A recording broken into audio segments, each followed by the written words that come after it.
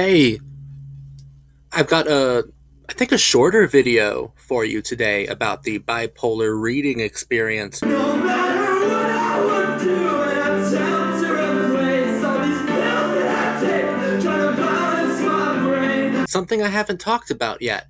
Medications. Bipolar medications and reading. How bipolar medications can absolutely affect reading. And I guess I didn't think about it because I take it for granted a little bit that I was lucky enough to find a medication that worked super early on, lithium. I have a lot of physical health problems. I have some severe physical health problems, actually. So much so, like, I have chronic diseases that require a nurse to come to my home once every 3 weeks and give me a transfusion.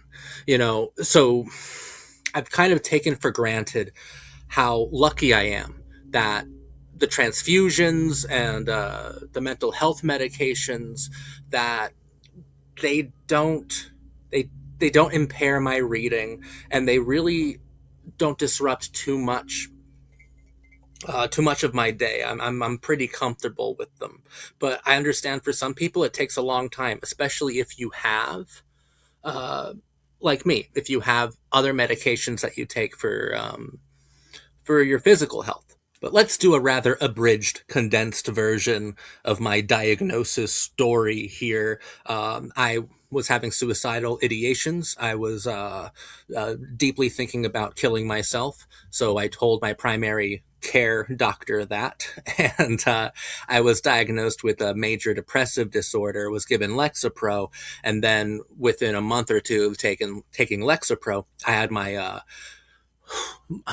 my first official severe manic episode. I had definitely had manic or hypomanic episodes before. Like, I had been forced into a mental hospital before I was officially diagnosed with bipolar disorder. In fact, going back to my youth, when I was a child in elementary school, or yeah, like fifth grade or sixth grade, I was I was flagged as a potential like problem child or something, and a I remember I got to take the day off of school, and this therapist just hung out all day and talked, and then he gave my mom a piece of paper that said I had a severe emotional disorder.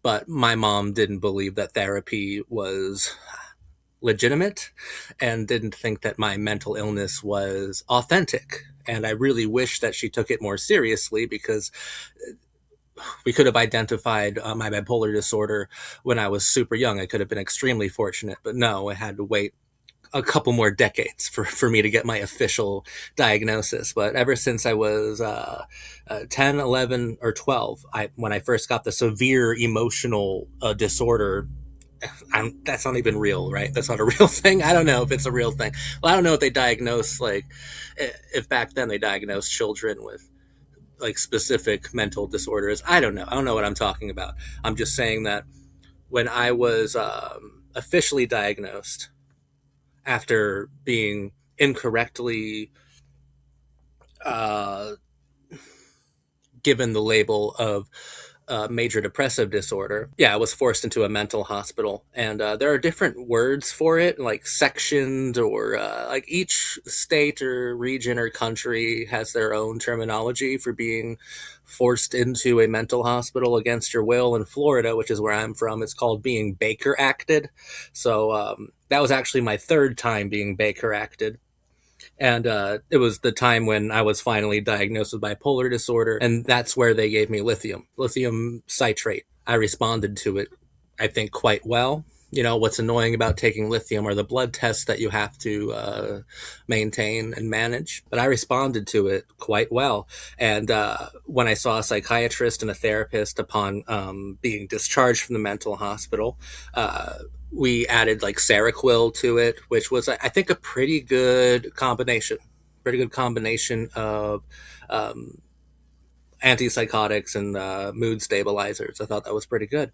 And yeah, I was just really lucky. I know a lot of people have nightmarish, terrifying stories of all the different things they've tried. I have maybe something like approximating that, because I think that all of us can commiserate with what I'm about to say. When like your insurance company changes something and then all of your providers you have to switch them because they're no longer covered anymore. So I had to get like a new psychiatrist, and the new psychiatrist, I've noticed this about psychiatrists, okay?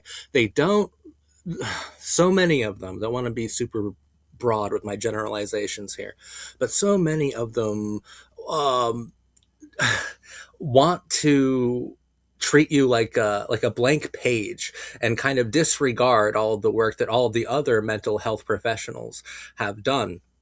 So when I saw the new psychiatrist, told him that lithium and Seroquel were doing really well, and the new psychiatrist was like, "Yeah, not going to listen to that. Going to put you on risperidol or risperidone.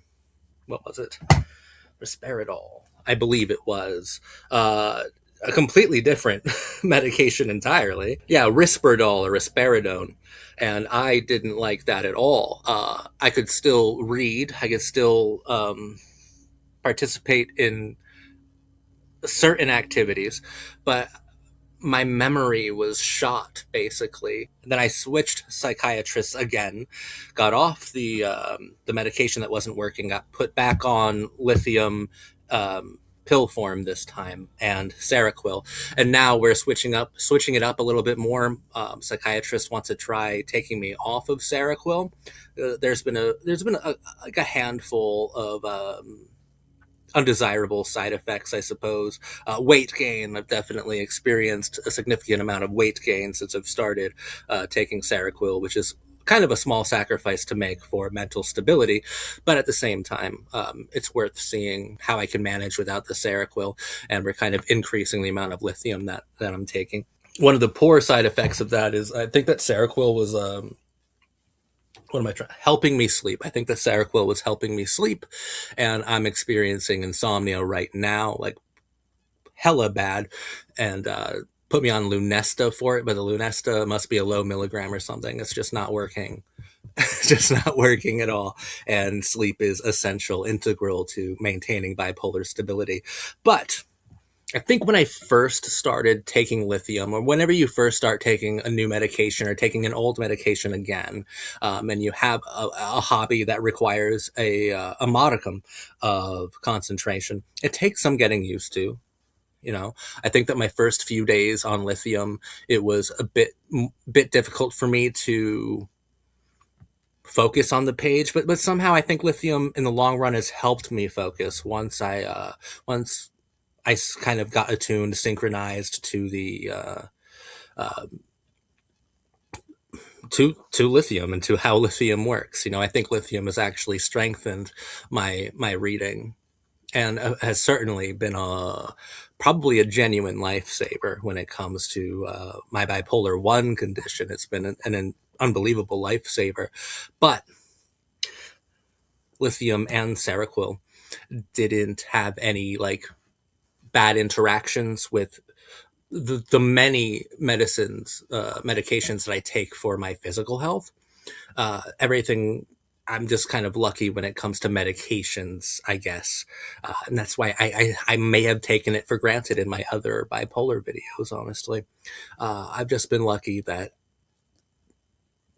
I've been able to find what works. But I know that's not the same for a lot of you. If you're on a bipolar medication that's not working for you, that's kind of forcing you to stop doing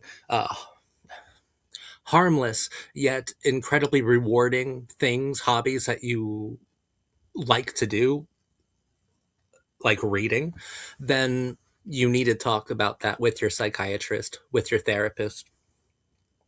Either work on a plan to incorporate reading into your new medication, or switch medications. You know, like you're not locked into a medication here. Uh, you don't have to exist half-heartedly, right? You have the ability to experiment with different medications to find the one that fits, especially with bipolar, which can be a fickle and aggravatingly complex mental illness to manage, to stabilize. through pharmaceuticals. It could be a difficult thing to do, but I encourage you to find a medication that serves you in more ways than just mood, in more ways than just mental health.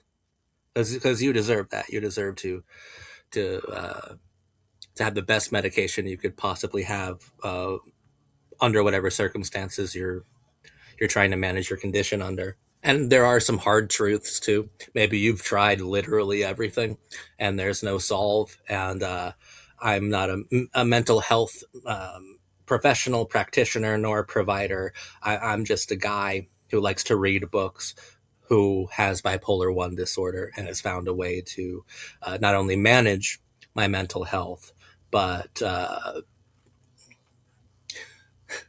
harness the hidden virtues of my bipolar disorder to experience books in their totality in the fullest, most emotionally resonant way possible. Uh, if you've tried everything, just don't give up on it. Just for God's sake, don't give up on it. But yeah, bipolar medication can definitely impact your reading habit. And sometimes it can impact them positively. Like I believe lithium impacts me positively when I read. It soothes me, it calms me, it it puts me in a kind of isolated atmosphere of concentration where it is just me and the page and the intrusive thoughts and you know the delusions, all sorts of things. I think are nullified by the lithium in my body. And other times, bipolar medications can affect you negatively, and oh, and just don't give up. I don't know if you can hear that, but